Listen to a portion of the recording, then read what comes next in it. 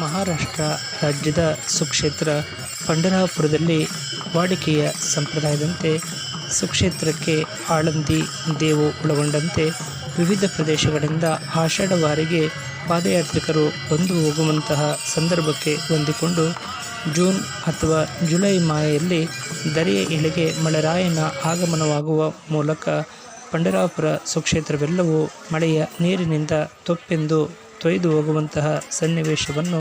ಇಲ್ಲಿಯವರೆಗೆ ಅಲ್ಲಿನ ಇತಿಹಾಸಕಾರರು ಹಾಗೂ ದೃಶ್ಯ ಮಾಧ್ಯಮದವರು ಸೇರಿದಂತೆ ವಾರ್ತಾ ಇಲಾಖೆಯವರ ಅಧ್ಯಯನಗಳ ಪ್ರಕಾರ ಜೂನ್ ಅಥವಾ ಜುಲೈ ಮಾಹೆಯಲ್ಲಿ ಪಂಢರಾಪುರದಲ್ಲಿ ಹೆಚ್ಚಿನ ಮಳೆರಾಯನ ಆಗಮನವಾಗುವ ಮೂಲಕ ಚಂದ್ರಭಾಗಾ ನದಿಯು ತುಂಬಿ ಹರಿಯುವಂತಹ ಸುಂದರ ನೋಟವನ್ನು ಕಾಣುತ್ತಾರೆ. ಆದರೆ ಪ್ರಸಕ್ತ ವರ್ಷ ಇದೇ ಮೊದಲ ಬಾರಿಗೆ ಮೇ ತಿಂಗಳಿನ ಸಮಯದಲ್ಲಿ ದರೆಯ ಇಳೆಗೆ ಮಳೆರಾಯನ ಆಗಮನವಾಗುವ ಮೂಲಕ ಬಿಜಾಪುರ ಸೊಲ್ಹಾಪುರ ಮಾರ್ಗವಾಗಿ ಸುಕ್ಷೇತ್ರಕ್ಕೆ ಆಗಮಿಸುವಂತಹ ಕಲ್ಲಿನ ಸೇತುವೆಯು ಕೂಡ ಮುಳುಗಿ ಹೋಗುವ ಮೂಲಕ ಚಂದ್ರಭಾಗಾ ನದಿಯು ತುಂಬಿ ಹರಿಯುತ್ತಿರುವಂತಹ ಸುಂದರ ದೃಶ್ಯವನ್ನು ಸುಕ್ಷೇತ್ರ ಪಂಢರಾಪುರದ ವಾಸಿಗಳೆಲ್ಲರೂ ನೋಡಿ ಕಣ್ಮನವನ್ನು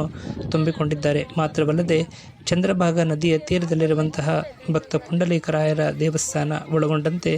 ನದಿಯಲ್ಲಿ ಇರುವಂತಹ ಬಹುತೇಕ ದೇವಸ್ಥಾನಗಳು ನದಿಯ ನೀರಿನಲ್ಲಿ ಮುಳುಗಿ ತುಂಬಿರುವಂತೆ ಕಾಣುತ್ತಿದ್ದು, ನದಿಯ ದಂಡೆಯಲ್ಲಿ ನಿರಂತರವಾಗಿ ನೆರವೇರುತ್ತಿದ್ದಂತಹ ಪಂಢರಿ ವಾರ್ಕರಿ ಸಂಪ್ರದಾಯದ ಕೀರ್ತನೆ, ಭಜನೆ ಹೀಗೆ ವಿವಿಧ ಧಾರ್ಮಿಕ ಕೈಂಕರ್ಯಗಳು ಸ್ತಬ್ಧಗೊಂಡಿದ್ದು ಮಾತ್ರವಲ್ಲದೆ ನದಿಯಿಂದ ಆಚೆಗೆ ಸಾಗುವಂತಹ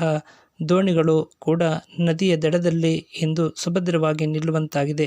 ಈ ಒಂದು ಸುಂದರ ಚಿತ್ರಣವನ್ನು ನಮ್ಮ ಆತ್ಮೀಯರು ದಯಪಾಲಿಸಿರುವಂತಹ